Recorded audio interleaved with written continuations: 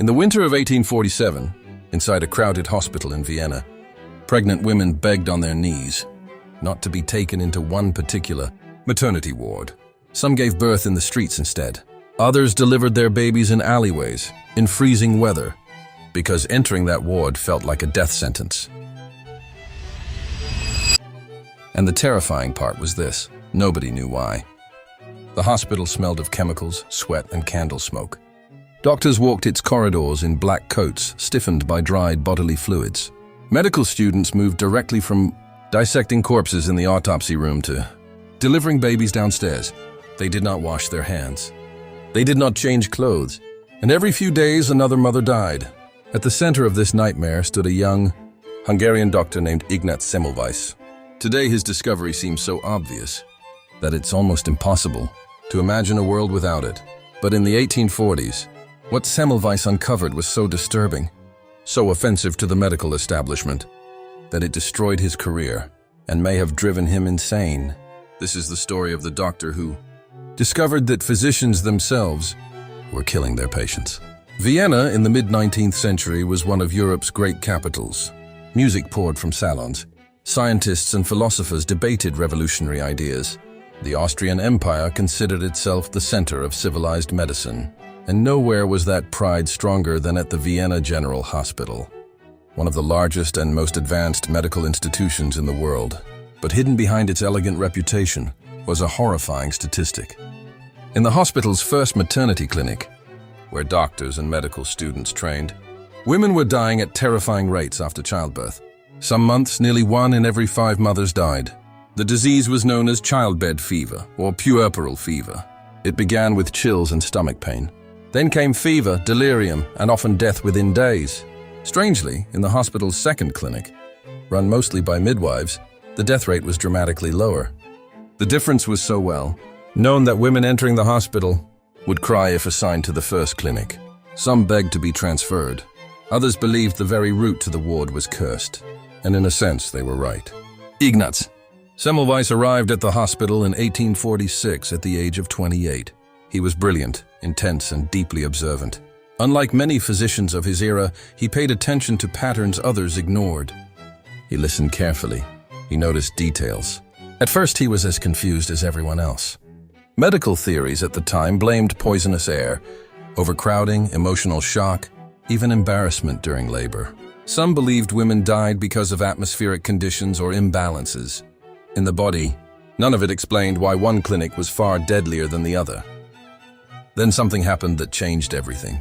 In March 1847, one of Semmelweis's colleagues, a professor named Jakob Kolechka, accidentally cut his finger during an autopsy. Within days, he developed fever, inflammation, and organ failure. He died soon after? As Semmelweis read the autopsy report, he froze. Kolechka's symptoms were almost identical to those of the women dying from childbed fever. That moment became the turning point. Semmelweis suddenly realized something horrifying. The doctors and students were carrying invisible particles from corpses on their hands directly into the bodies of laboring women. Today we would call them bacteria. But bacteria had not yet been discovered. Semmelweis was standing decades ahead of modern germ theory, staring at a truth nobody around him could even conceptualize. And the implications were unbearable.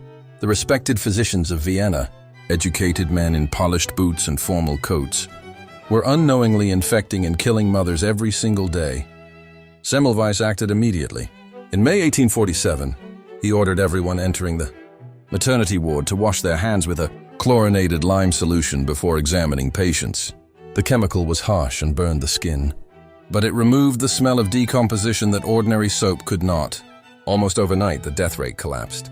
In April 1847, before hand-washing, mortality in the first clinic was over 18%.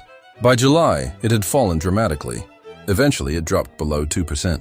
The results were so extraordinary that they should have transformed medicine overnight. Instead, they triggered outrage. Many doctors were deeply insulted by the suggestion that they themselves were responsible for spreading disease. The idea was not merely scientific, it was personal. Physicians saw themselves as healers, educated gentlemen bringing life into the world. Semmelweis was accusing them of carrying death on their hands.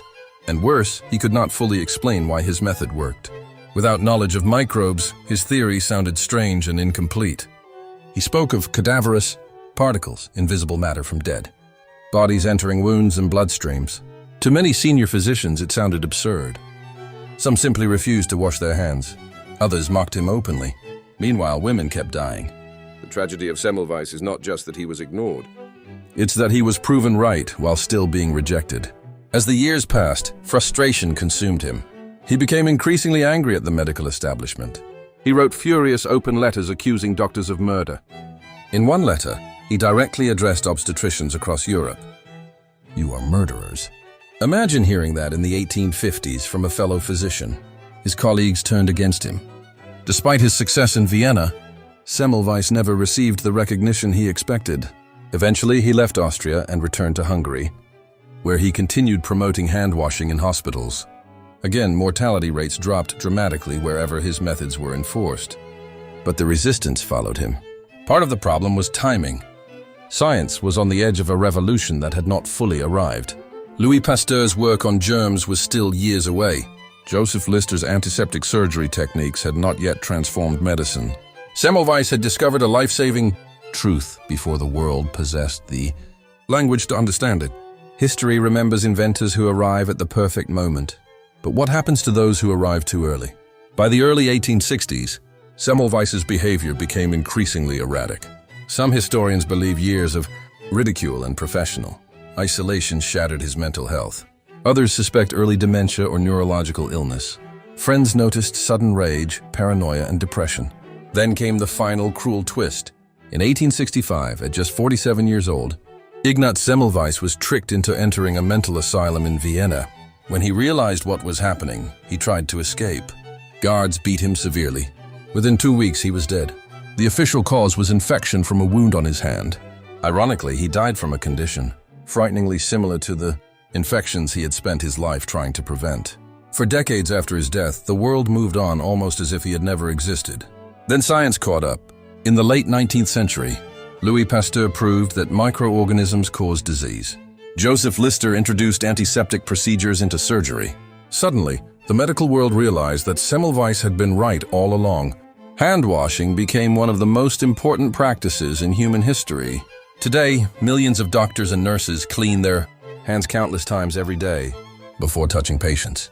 Hospitals worldwide follow sterilization procedures, descended directly from Semmelweis's insight.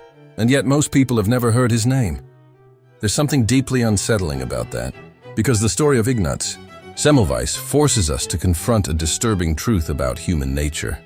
People do not reject dangerous ideas as fiercely as they reject ideas that threaten their identity. The doctors opposing Semmelweis were not evil men.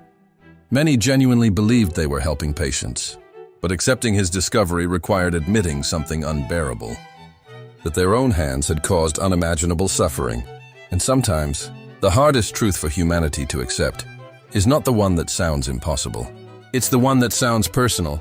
Even today, Semmelweis's story echoes through modern history. Again and again, experts dismiss uncomfortable evidence because it conflicts with tradition, ego, or institutional pride. Entire systems resist change until reality becomes impossible to ignore. That is why this story feels strangely modern. A young doctor sees a hidden pattern everyone else misses. Lives are saved, and instead of celebration, he becomes an outcast. In the end, Ignaz Semmelweis never lived to see the world transformed by his discovery. He never saw sterile operating rooms, modern hospitals, or the countless lives preserved through simple hygiene. But every time a surgeon scrubs before entering an operating room, every time a nurse disinfects their hands before touching a newborn baby, every time someone reaches for soap without thinking twice, they are following the warning of a man who was called insane for telling the truth. And perhaps the most haunting part of all is this. The women in Vienna had sensed it before science did. They feared the doctor's ward. They begged not to enter. Some chose the streets over the hospital. Long before medicine understood the danger, ordinary people already knew something was terribly wrong. Sometimes history's greatest discoveries begin not with genius alone, but with listening to the people everyone else ignores.